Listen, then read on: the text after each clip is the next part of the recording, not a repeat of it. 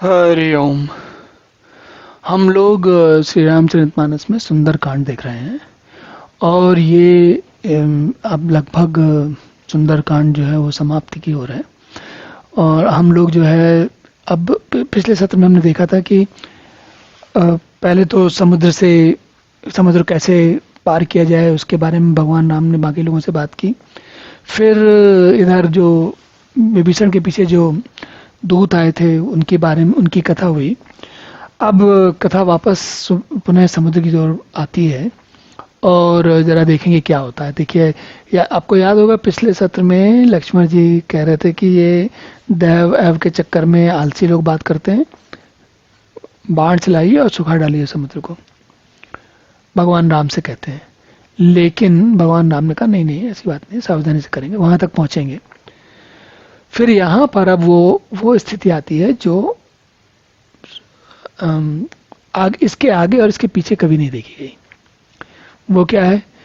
श्री राम जी का क्रोध। तो क्या कहते हैं?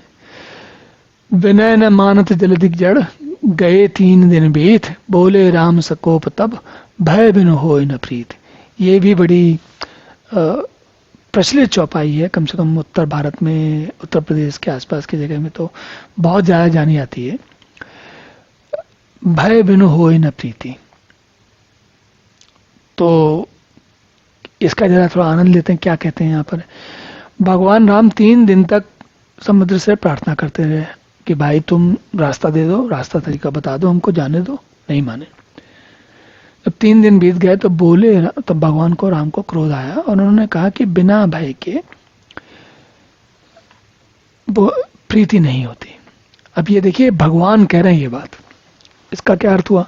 इसका अर्थ ये हुआ कि प्रकृति में ये नियम है कि जब व्यक्ति को किसी प्रकार के भय नहीं होते तो वो बड़ा स्वच्छंद हो जाता है, वो किसी की सुनता नहीं है, किसी की नहीं सुनता वो। और हम मनुष्यों में ये बात बहुत बार देखते हैं। तो ये बात इसी माध्यम से इस कथा में समुद्र के साथ दिखाई गई है। भगवान कहते हैं, लक्ष्मण बाण सरासन आनु, 100 बारिद विसिक कृषानु, 60 विनय कुटिल सन प्रीति, सहज कृपण सन सुंदर नीति। भगवान कहने लगे, हे लक्ष्मण धनुष बाण लाओ, मैं अग्नि बाण से समुद्र को सोख डालूं। फिर क्या कहते हैं? 60 सन विनय। मूर्ख व्यक्ति से विनय से, उसे विनयशीलता से बात करने से फायदा नहीं, क्योंकि मूर्ख व्यक्ति को सठ को या मूर्ख को बात समझ में नहीं आती। और कुटिल के साथ प्रीति की इच्छा रखना या आशा रखना बहुत ही बड़ी मतलब समझदारी की बात नहीं है। और स्वाभाविक जो कंजूस हो उससे सुंदर नीति या उदारता कोई कि वो पैसा खर्च कर देगा या कोई ऐसा उदार लोगों वाला काम कर देगा, वो संभव नहीं है। तो ये प्रकृति के गुण हैं, जिनको जैसे मिले होते हैं वो वैसे ही होते हैं। ममता रत सन ज्ञान कहानी, अति लोभी सन बिरतिक बखानी, क्रोधे सम कामे हरि कथा, ऊसर बीज बहे फल जथा। अब इसी बात को आगे बढ़ाते हुए गोस्वामी जी कुछ और भी जोड़ते हैं। और ये सारी हमारे वांग्मय में हमारे जो जानकारी, जो ज्ञान हमारा चला आता है, उसमें ये बात सामान्य जन आपस में कहते हैं। क्या कहते हैं? ममता से फंसे हुए मनुष्य से ज्ञान की कथा। जिसको ममता में फंसा, ममता मतलब फंसा किस में फंसा? ममता का अर्थ क्या होता है? मेरी पत्नी, मेरा पति, मेरा पुत्र, मेरा मकान, मेरी दुकान इत्यादि इत्यादि। वो सब क्या है? माँ वो अटका हुआ है, मेरा ये, मेरा वो, मेरे बच्चे। ममता में फंसे हुए व्यक्ति को आप ज्ञान की कथा नहीं सुना सकते, क्योंकि वो सुनेगा नहीं। उसका मन जो है वो फंसा हुआ है। जैसे गूलर का फल होता है ना, उसमें चिपक जाता है। गूलर नहीं, लभेड़ा, एक लभेड़ा करके एक फल होता है, उसका फल इतना उसमें चाशनी इतनी अधिक होती है कि उंगली से छुटाई नहीं छूटता वो। तो इसी प्रकार से ममता जो है मनुष्य से छुटाई नहीं छूटती। और लोभी से वैराग्य का वर्णन। लोभी व्यक्ति को वैराग्य बताओगे, वो कहाँ? लोभी को तो चाहिए कि और ले आओ और ले आओ और ले आओ, वैराग्य की बात कहाँ करेगा? क्रोधी व्यक्ति से शांति की बात और कामी से भगवान की कथा। सब कुछ नहीं होता। इनका फल वैसा ही होता है जैसे ऊसर में जो जो ऐसी भूमि जो उपजाऊ नहीं ऊसर कहते हैं, उसमें बीज बोने से होगा। बीज बोने से कुछ होगा नहीं, क्योंकि जो जमीन का धरती है, मृदा है, मिट्टी है, उसका प्रकार ऐसा होता है कि उसमें बीज से पौधा नहीं हो पाता। अस कही रघुपति चाप चढ़ावा, यह मत लक्ष्मण के मन भावा। संधाने प्रभु बिसिक कराला, उठी उदधि धर उर अंतर ज्वाला। अब भगवान राम ने धनुष चढ़ाया है। ये बात लक्ष्मण जी के, ये मत लक्ष्मण जी के मन को बहुत अच्छा लगा। प्रभु ने भयानक बाण का संधान किया, जिससे समुद्र के अंदर, हृदय के अंदर अग्नि की ज्वाला उठी, और ऐसा बाण उन्होंने निकाला, चलाया है, जिससे समुद्र के हृदय के अंदर अग्नि की ज्वाला उठी, पूरा जलने लगा। मतलब पानी बहुत गर्म हो गया। जब पानी, चाहे जितना बड़ा आकार पानी का क्यों ना हो, अगर बहुत गर्मी होगी तो क्या होगा, सारा पानी उड़ने लग जाएगा। मकर उरग जस जगन अकुलाने, जरत जंतु जल नित जब जाने।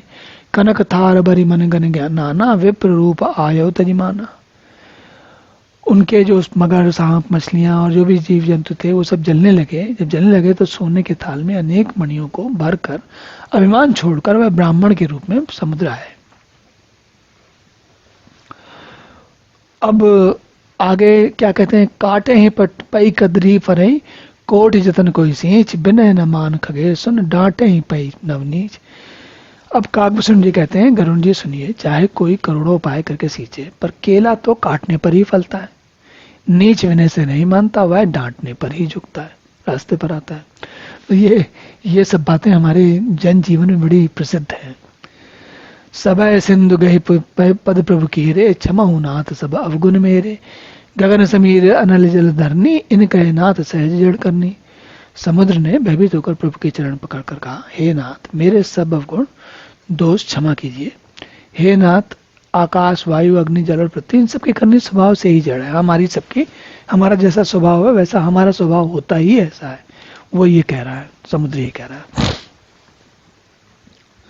तब प्रेरित माया उपजाए, सस्य हित सब ग्रंथ निगाए। प्रभु आय सुजहि कह जाए, जस आये सो ते ही बात रहे सुख लइए। आपकी प्रेरणा से माया ने इन्हें सृष्टि के लिए उत्पन्न किया है। सब ग्रंथों ने यही गाया है, और जिसके लिए स्वामी की जैसी आज्ञा है वो उसी प्रकार से रहने में सुख पाता है। तो वो ये कह रहे हैं कि भाई हम सब लोग, हम अपने वश में नहीं, हम जो चाहे वो नहीं कर सकते। हम तो वही कर रहे हैं जो हमें जो आप हमें रास्ता दिखा रहे हो, जो बात बता रहे हो, जो आपने बताया वही हम कर रहे हैं। प्रभु बल कीन मोह सक दीनी, मर ज्यादा अपन तुमने कीनी। ढोल कवार सूद्र पशुहारी, नारी सकल ताड़ना के अधिकारी। प्रभु ने अच्छा ही किया जो मुझे शिक्षा दी, दंड दिया, किंतु मर्यादा भी आपकी ही बनाई हुई है। जो काम जैसा कर रहा वो भी आप ही ने बनाया, हम क्या करें। ढोल गंवार शूद्र पशु और स्त्री, ये सब शिक्षा के अधिकारी, इनको संभालना पड़ता है, इनको उनके तरीके से संभालना पड़ता है। और प्रभु प्रताप में जाप सुखाई, उतर ही कटक न मोरी बढ़ाई। प्रभु अज्ञा अपेल सुत गाई, करो सो बेगी जो तुम्हें सुहाई। प्रभु के प्रताप से मैं सूख जाऊंगा, सेना पार उतर जाएगी, इसमें मेरी कोई बड़ाई नहीं, मेरी मर्यादा नहीं रहेगी। तथापि प्रभु की आज्ञा अपेल है, मतलब आपकी आज्ञा तो जो होगी वो होगा, जो आप चाहोगे वही होगा, ऐसा वेद कहते हैं। अब आपको जो अच्छा लगे तो मैं बताएं, वही मैं करूं आपके लिए। सुनत विनीत बचन अति, कह कृपाल मुस्काय। जय विद उतर कपि कटको, साथ सो कहो उपाय। समुद्र के अत्यंत विनीत वचन सुनकर कृपालु श्री राम जी ने मुस्कुरा कर कहा, हे तात, जिस प्रकार वानरों की सेना उतर जाए, हम जा सके, वो उपाय बताइए। नाथ नील नल कपदो भाई, नल लरिकाई रिस आशीष पाई। तिनके परस किए गिर भारे, तरी हैं जलति प्रताप तुम्हारे। तब समुद्र ने कहा, हे नाथ, नील और नल दो वानर भाई हैं, उन्होंने लड़कपन में ऋषि से आशीर्वाद पाया था। उनके स्पर्श कर लेने से ही भारी भारी पहाड़ भी आपके प्रताप से समुद्र पर तैर जाएंगे। मैं पुनिधर उर्धरि प्रभु बहुत प्रभुताई, करी हूं बल अनुमान सहाय। ए विधिनाथ पयोधि बनाई, जय है सुजस लोक त्युंगाई। मैं भी प्रभु की प्रभुता को धारण करके अपने बल के अनुसार जहां तक मुझसे बन पड़ेगा आपकी सहायता करूंगा। हे नाथ, हे नाथ इस प्रकार समुद्र को बनाइए जिससे तीनों लोकों में आपका सुंदर यश गाया जाए। मतलब ये कि तीनों लोकों में सबको पता चल जाए कि आप जो है कितने कैसे भगवान सबका ध्यान रखते हैं, और भगवान की क्षमताएं या भगवान की पहुंच या भगवान कोई भी भगवान की क्षमता से, भगवान के नियंत्रण से बाहर नहीं है, ये बात समझनी चाहिए। यही सरस मम उत्तर तटभासी हतौ नाथ खल नर अगरासी, सुन कृपाल सागर मन पीरा तुरत ही हरि राम धंधीरा। इस बाण से मेरे उत्तर तट पर रहने वाले पाप के राशि दुष्ट मनुष्यों का वध कीजिए।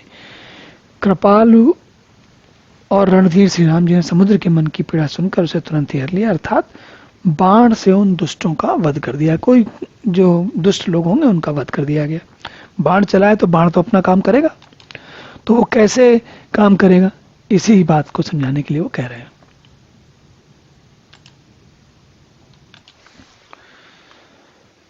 देख राम बल पौरुष भारी, हरसि पयो निधि भयो सुखारी। सकल चरित्र कही प्रभु सुनावा, चरण बंदी पाथोदी बत दावा। श्री राम जी का भारी बल और पौरुष देखकर समुद्र हर्षित होकर सुखी हो गया, और उसने उन दुष्टों का सारा चरित्र प्रभु को कह सुनाया। फिर चरणों की वंदना करके समुद्र चला गया। अब देखिए क्या होता है। निज भवन गवने सिंधु सी रघुपति यह मत भाय, यह चरित्र कलिमल मलहर जथा मति दास तुलसी गाय। सुख भवन संशय समन दवन, विषाद रघुपति गुणगनाथ। जी सकल आस भरोस गावहि सनहि संतत छटमना। समुद्र अपने घर चला गया, और श्री जगन्नाथ जी को यह मत उनकी सलाह अच्छी लगी। यह चरित्र ये जो भगवान का चरित्र है, यह कलयुग के सारे पापों को हरने वाला है। और इसे तुलसीदास ने, गोस्वामी जी लिख रहे हैं, मैंने अपनी बुद्धि के अनुसार गाया है। श्री जगन्नाथ जी के गुण समूह सुख के धाम, संदेह का नाश करने वाले और विषाद का दमन करने वाले। हे मूर्ख मन तज सकल आस भरोस गावहि सनहि संतत सठमना। अरे मूर्ख मन, तू संसार का सब आशा त्याग भरोसा छोड़ दे और इन्हें निरंतर गा सुन। सकल सुमंगलदायक रघुनायक गुणगान, सादर सुनहि ते तरहि भव सिंधु बिना जलपान। श्री रघुनाथ जी का गुणगान संपूर्ण सुंदर मंगलों का देने वाला है। जो इसे आदर सहित सुनेंगे वे बिना किसी जहाज, बिना किसी साधन के ही भव सागर को तर जाएंगे। अब यहाँ पर आकर मास पारायण 24वां विश्राम होता है। इत श्री मद्रा रामचरितमानसे सकल कलि कलुष विध्वंसने पंचमः सोपाना समाप्ता। कलयुग के समस्त पापों का नाश करने वाले श्री रामचरितमानस का 5वां सोपान यहाँ समाप्त होता है। सुंदरकांड समाप्त। अब यहीं विश्राम करते हैं। अगले सत्र में, अगले लंका कांड में पुनः मिलेंगे। तब तक के लिए हरि ओम।